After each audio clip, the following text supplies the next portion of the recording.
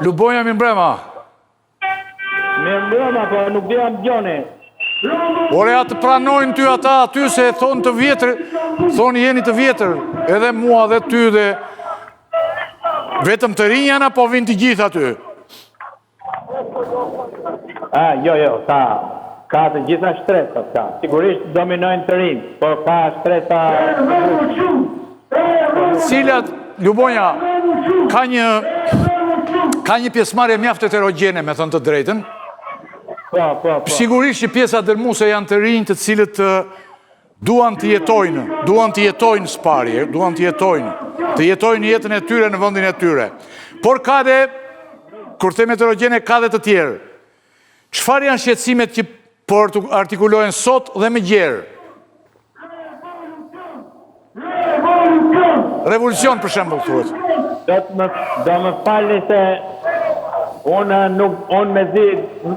me zi dëgjoj, do më thënë edhe, po, që se dëgjojë mirë atje, po vazhdoj. Jo, dëgjojësh mirë, vetëm që bëjmë 2-0, po?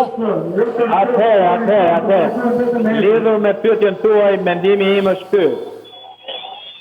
Ky është vërtet një turmë heterogjene, në kuptimin e shumë gjërave, domethënë duke filluar që nga dallimet besimeve fetare, ndoshta duke nisur nga ato që mund të quhen janë të majtë, janë të djathtë, apo moshta të ndryshme dhe shqetësime ndoshta të ndryshme ose projekte ndryshme deri dëgjon edhe Shqipëri etnike këtu që del dikush që s'ka lidhje me thelbin e çështjes. Por unë mendoj që ajo që i bashkon të gjithë është, e kam thënë dhe dje këtu në një fjalë që mbajta, është fakti se ajo parrulla Shqipëria nuk është në vjedhje, mund të themi dhe për të grabitur, nuk është pra të gjithë i bashkon një lloj frustrimi që kanë me një vendimarrje ku ata janë të përjashtuar, ku ata që marrin vendimet janë një paketë oligarkësh dhe krimi organizuar të lidhur me qeverinë veçanërisht me Edi Ramën si mënyrë shëndimi e shumicës. Ky është thelbi për mua. I bashkon frustrimi se janë të përjashtuar nga kjo Shqipëri që ka ndërtuar Edi Rama për oligarkët, me oligarkët, se po flasë dhe unë me zvetë lartë, se sikur t'jem mitin shpe, ju kërkoj ndjes, po... Jo, jemi në regull. Jemi në regull. Po. Mundet Lubonjën për të ndryj? Po s'na ndëgjon, nuk ka kuptim këllën. Gjon. Baton? Fatos, ke pas humbur shpresën që opozita dhe modeli politik opozitar mund të arxoj ose mund të bëj ndryshimin e pushtetit dhe rrëzimin e Edi Ramës. Ky model të cilin po e shen rrugë është bukur kaotik, heterogen, siç e the vetë, dhe ky model heterogen a mund të konkretizohet dhe t'ja jap kuptimin protestës. Pra arsye se i përmendet disa faktorë, por fjalimet të cilat dalin ka një shizofreni brenda. Dhe si mund të kjo shizofreni të mbështjellet në artikulim politik? Po, pyetja është me vend, kjo është një çështje që mendoj se është e rëndësishme dhe që mund të ndërtohet në rrugë, po edhe mund të dështohet. Unë mendoj kështu, që këtu nuk mund të dalë një parti politike e vetme, që të ketë, si më thënë, se një parti politike ka dhe një ideologji, ka dhe një vizion për botën, apo jo, e tjera. Kjo është një energji, si shtash, që vjen nga shqiptarë të ndryshëm, të cilët kanë atë që thash shqetësimin kryesor që nuk e duan këtë Shqipëri kështu, siç është ndërtuar me oligarkët, pro oligarkët dhe me krimin që zaptohen që njeriu ndjen rrezikun se nesër mund të shkojnë në shtëpi, ta nxjerrin nga shtëpia dhe ti marrin shtëpinë për një projekt që kanë këta oligarkët. Me këtë identifikohen gjithë. Por padyshim që Në qoftë se kjo ka qëllim dorëheqjen e qeverisë, parëzimin e kësaj qeverie.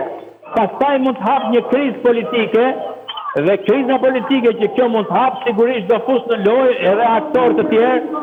Këtu mund dalin edhe partitë majta dhe djatha, ndoshta të reja, ndoshta që zëvendësojnë këto partitë e vjetra, ose mundet të kthehen tek një pjesë tek partitë, një pjesë tek partitë e reja opozitare. Kjo është një gjë që është i përket të nesërmes.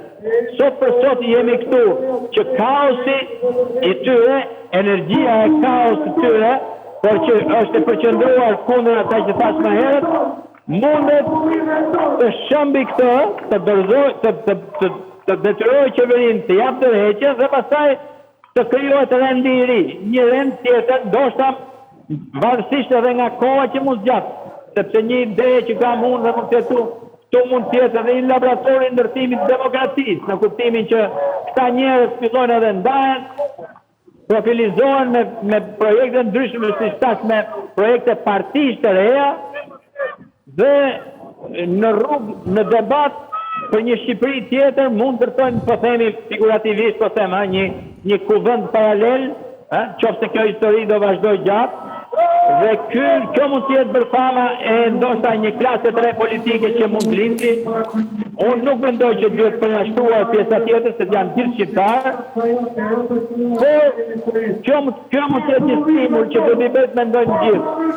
Shtu e mendoj. Jo, Fatos, kam edhe një diçka nëse po më dëgjon, unë të njoh gjatë dhe ju e keni mendimin e strukturum, e keni edhe kur keni një qëllim, e keni strukturum dhe doni shumë detaje për ta sforcuar argumentin. Në mënyrën se si ju pe trajtoni këtë, dhe me thënë është shumë analitike, por nga momenti kur e trajton si analizë, deri te momenti i veprimit don kohë.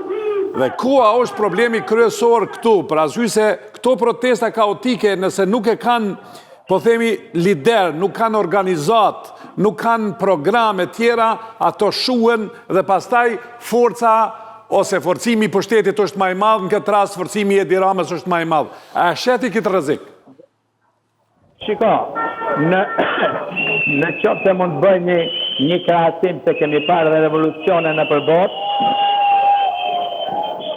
është një vend që është shumë në mediat tani, po e përmend atë për të bërë një krahasim,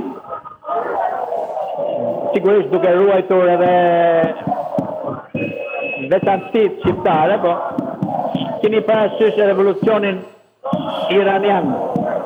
Revolucioni iranian i Khomenit në atë kohë kishte që nga mullahët deri tek marksist-leninistët.